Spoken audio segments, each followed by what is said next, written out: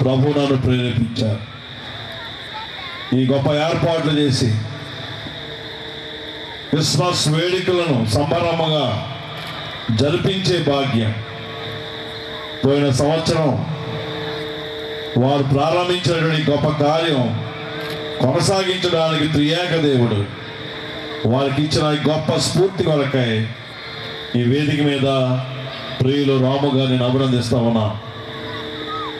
ఎవరు చేయలేని కార్యం, ఎవరు తలపెట్టని కార్యం ఒకే ఒక్కడి భుజాల మీద ఈ భారాన్ని వేసుకొని ఆయన సువార్త ప్రకటించే భాగ్యం ప్రియులు రాము గారి కుటుంబాన్ని దేవుడు హెచ్చించాడు, ఆశీర్వదిస్తూ పోతా ఉన్నాడు. దేవుడు వారిని బహుగా దీవించాలని దేవుని సేవకులుగా నేను కోరుతా ఉన్నాను.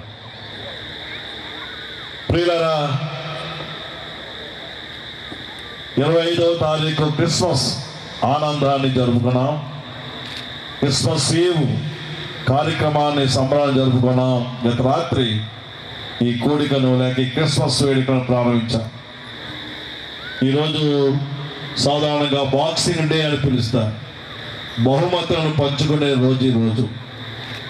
పాశ్చాత్య దేశాల్లో క్రిస్మస్ వేడుకలు ముగిసిన తర్వాత బహుమతులు పంచుకుంటూ ఉంటారు.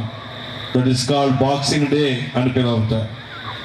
ఈ బాక్సింగ్ డే రోజున కుటుంబాల వారీగా ఫ్యామిలీస్ కూడుకొని బహుమతులను తీసుకుంటూ బాక్సింగ్ డే జరుపుతూ ఉండగా ఆ రోజు ఆ ఇంటిలో అమ్మాయి చేత బహుమతులు ఇప్పిస్తూ ఉన్నారు తల్లిదండ్రులు.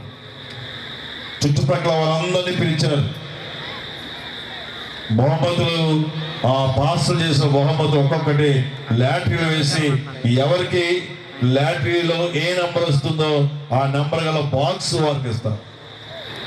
ఈ అమ్మాయి లాటరీని చూచి నెంబర్ వేసి లిండా అనే చిన్న అమ్మాయి ఈ బాక్స్ పంచుతా ఉంది. అందరికీ బాక్సులు వెళ్ళాయి. అందరూ సంతోషిస్తా ఉన్నారు. ఈ బాక్సింగ్ ఏ రోజున క్రిస్మస్ బహుమతులు అందుకున్నవారు. అన్నీ అయిపోయిన తర్వాత ఈ అమ్మాయి అమాయకంగా ఒక ప్రశ్న అడిగింది తన తల్లిదండ్రుల్ని. డాడీ, మమ్మీ, అందరికీ బహుమతులు ఇచ్చారు, అందరికీ క్రిస్మస్ బహుమతులు ఇచ్చారు. ఈరోజు యేసయ్య పుట్టాడు కదా, యేసయ్యకు కానుక ఏది అని అడిగింది. యేసయ్యకు బహుమతి ఏది? అక్కడే లేవు బహుమతులు. తల్లిదండ్రులతో తెల్లమాలు వేశారు. ఏం చెప్పాలో అర్థం కాలేదు.